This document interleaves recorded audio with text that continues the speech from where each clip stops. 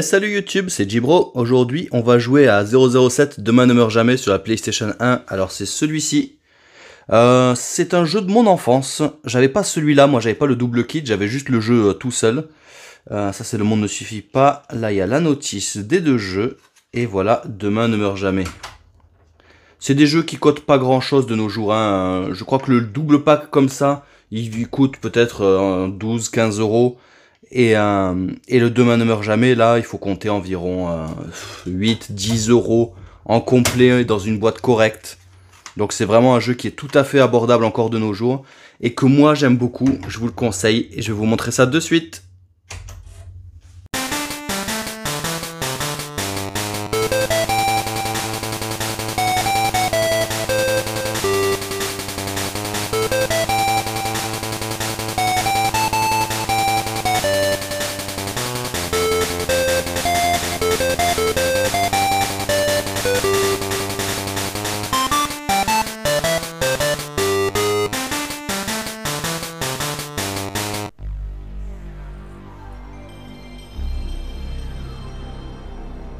On est parti sur Demain ne meurt jamais 007, donc c'est tiré bien évidemment du film avec Pierce Brosnan, l'un de mes films 007 préférés parce que Pierce Brosnan c'est mon James Bond préféré, celui de mon enfance, donc forcément c'est celui qui représente le mieux pour moi l'agent 007. Alors Demain ne meurt jamais c'est un TPS, la licence avait été reprise après GoldenEye par Electronic Arts, et c'est un jeu qui a une critique assez mitigée, alors que moi je trouve vraiment que c'est un très bon jeu. Alors c'est peut-être la nostalgie qui parle, hein, parce que moi c'est un jeu que j'ai fait quand j'étais gamin, je l'avais découvert chez un de mes meilleurs potes à l'époque, et du coup j'avais voulu l'acheter, et j'ai pas regretté d'ailleurs, parce que je l'avais poncé, ça fait partie des rares jeux que j'avais terminé quand j'étais gosse. Moi j'étais pas un jusqu'au boutiste, je terminais pas mes jeux. Hop, on va laisser partir ce truc là, ce petit cadre en bas. Évidemment, la musique de James Bond.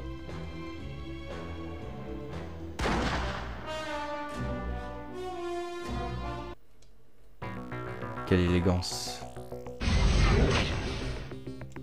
Alors, on va faire une nouvelle partie où j'ai pas mis de carte mémoire. Difficulté agent. Il est parti pour la première mission, je pense que je m'arrêterai juste à la première mission. De toute façon, elle est assez complète, hein. Il y a du shoot, il y a plusieurs armes différentes. C'est vraiment sympa.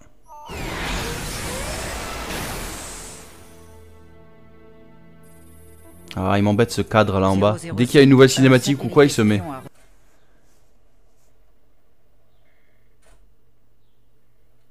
Bon, je vais passer le pitch de départ, hein. Ce qui compte, c'est le gameplay. Cette mission, je l'ai faite un nombre incalculable de fois.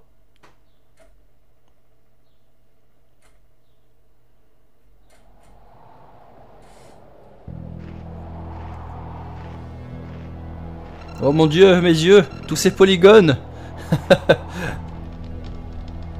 Mais on reconnaît quand même Pierce Brosnan. Non, un peu cubique, mais on reconnaît Pierce Brosnan. Bon, il faut savoir que je joue avec une manette... Ah non, non, mon dieu. Oh mon dieu, les contrôles sont inversés. Option, visée inversée, non. Ah là là, cette mode à l'époque d'inverser les contrôles, c'était ignoble. Hein. Wow. Donc c'est un jeu à la troisième personne.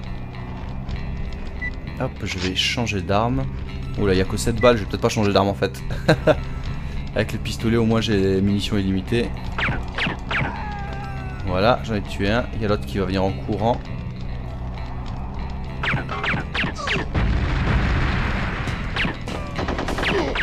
Il y a la visée automatique, hein, dès que les ennemis sont assez près. Sinon, en appuyant sur R1, on peut faire une visée manuelle qui est plutôt précise. Hein. Pourtant, là, je joue avec une... Hop, je me cache derrière... Quoique je me cache derrière des trucs explosifs, c'est pas une bonne idée. Qu'est-ce que je disais, ouais. Ouais, là, je joue avec une manette standard PSA, donc vraiment les anciennes. Donc, je n'ai pas de joystick analogique. Hein. Ah! Tac, voilà, fusil à lunettes pris. Il n'y a pas un petit gilet pare-balles ici? Non, ça doit être dans un autre bunker alors. Dans mes souvenirs, il y avait un gilet pare-balles. Ah là là, un peu compliqué des fois de passer à travers les encadrants de porte. Oh là! Je l'avais oublié lui. Petite trousse de soins.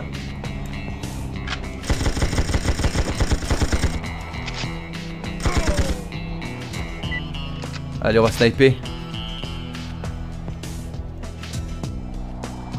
Bonjour monsieur.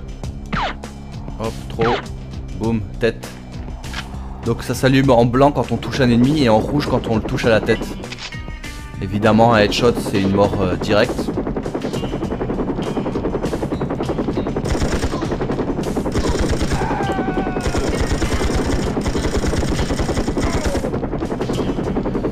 Ah, il faut savoir qu'il existe des cheat codes également pour ce jeu. Alors là, j'en utiliserai pas sur cette mission. Mais quand j'étais gamin, forcément, je les utilisais parce que j'aimais trop ça. C'est quelque chose qui a disparu de nos jours, les cheat codes, et c'est bien dommage. Parce que ça donnait un second souffle au jeu, je trouve. Déjà, ça les rendait plus accessibles pour les jeunes enfants comme moi. Hein, parce que moi, quand la PlayStation 1, je l'ai eu, j'avais une petite dizaine d'années. J'étais pas du tout habitué aux jeux vidéo. Donc forcément, il faut quand même un certain temps d'adaptation, quoi. Et ça permettait au moins de rendre les jeux accessibles, quoi. Si on meurt pas, si on a des crédits illimités, ce genre de choses. Alors pour certains ça enlève tout le challenge, mais pour les novices ça permet de rendre le jeu accessible, quoi.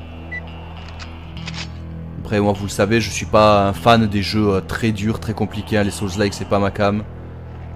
Voilà, ils arrivent.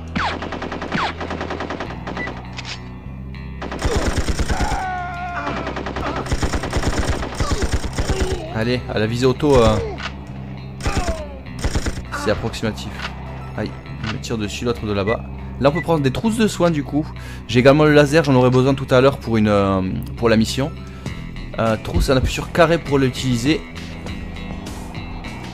Hop, je me suis trompé de touche. Bonjour monsieur. Ah là là, quel jeu. Quel jeu, quel jeu. Et ces musiques.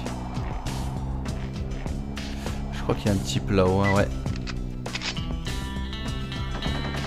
Ah, ça tire à ma droite. Quoi, c'était pas sa tête ça? Ah bah quand même. Je sais pas ce qu'il te faut mon petit pote. Waouh.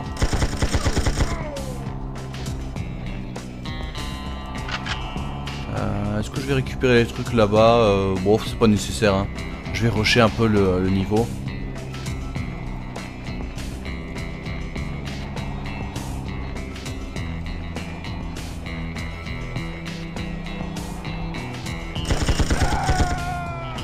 Bon alors ce jeu il fait pas le figure visiblement d'après les critiques, à côté de GoldenEye 64 qui a vraiment marqué les esprits. Moi j'ai pas fini GoldenEye 64, hein, j'y ai un peu joué quand même, je l'ai en loose mais je l'ai. Et je l'ai pas trouvé si incroyable que ça. Alors c'est vrai que ce jeu par contre ne propose pas de multijoueur. Et c'est vrai que le multijoueur à 4 c'était quand même vraiment sympathique. Voilà, boum boum. Oh là. Choper un mec comme ça qui court. Oh ben ouais, je l'ai eu.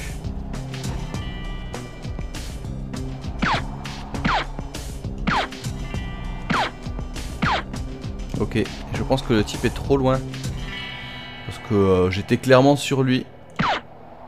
Voilà, lui, il est décédé de mort naturelle. Intoxication au plomb. Ce sont des choses qui arrivent, messieurs. Voilà, une balle dans le genou. Ah, il voulait être aventurier, mais malheureusement, il a pris une balle dans le genou. Toum toum toum.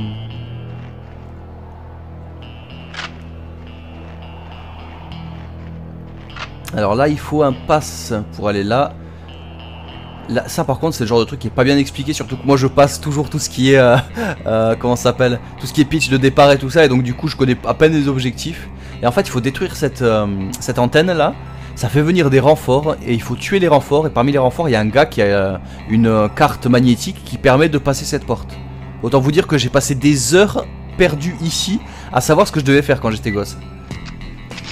Là ici donc laser, non, comme ça non, c'est avec, voilà, comme ça. Ne perdez pas la cible.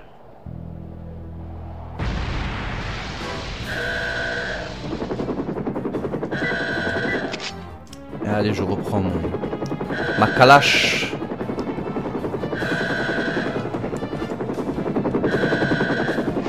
Ah, c'est bien ce qui me semblait, il y a un gilet ici.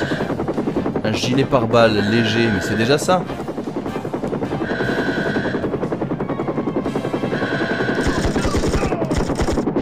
Bah, je vous conseille de les attendre directement à la sortie. Ça, vous pouvez commencer à les affûter quand ils sont en train de descendre. Bon, c'est vrai que le challenge du coup est pas très élevé. Ah, là, vous voyez, la carte magnétique, elle est là.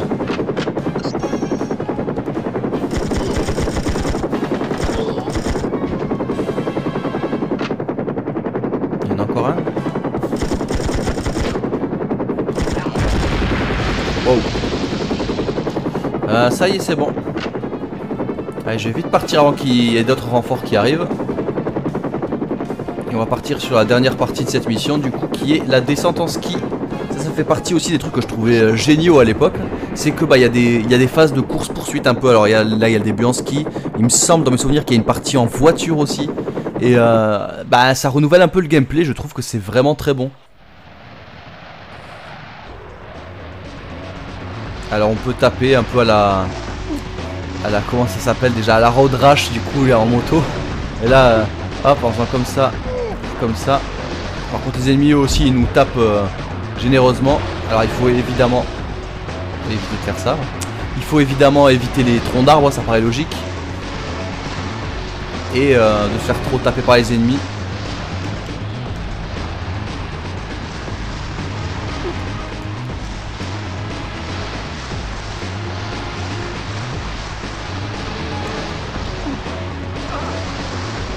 Et ils sont méchants.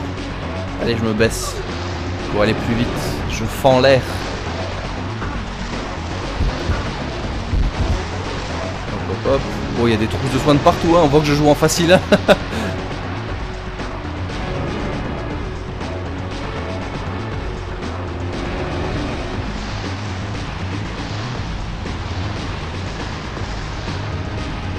Olé. Voilà, c'était un peu trop ambitieux le salto arrière.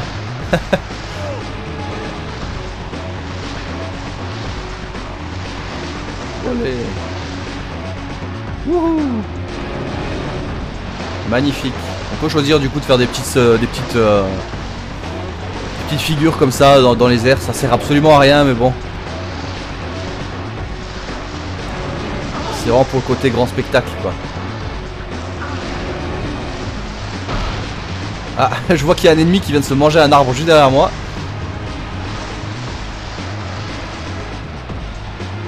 Et on arrive déjà sur la fin. Hop.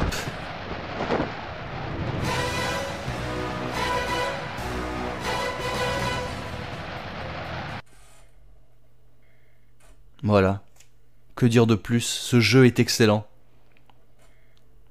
Bon bah voilà, je vais vous laisser sur ça, hein. On va pas faire toutes les missions du jeu. C'était juste pour montrer un petit peu le gameplay, sachant que, bah, comme vous voyez, le jeu il se renouvelle quand même régulièrement. Il y a des petites phases en ski, des phases en voiture. Sinon c'est du jeu de tir plutôt qualitatif, je trouve. Alors il y a moyen de faire un peu discrètement, vous voyez, total tuer et tuer par surprise, parce que bah du coup, vu qu'on a un sniper, on peut se mettre bien loin et tout ça, essayer d'affuster. Moi c'est pas vraiment mon point fort, hein. Je suis plutôt du team bourrin. Donc voilà. Mais je trouve que c'est un jeu qui est assez riche pour l'époque. Et je comprends pas pourquoi il souffre d'un désamour pareil. On compare toujours à GoldenEye 64 et on dit toujours que celui-là est mauvais par rapport à l'autre. Moi je trouve que vraiment il a rien à envier, à part le multijoueur peut-être, à GoldenEye 64. Allez les gars, je vais vous laisser sur ça. Passez une bonne fin de journée, n'hésitez pas à me dire ce que vous pensez de ce jeu. À la prochaine, ciao.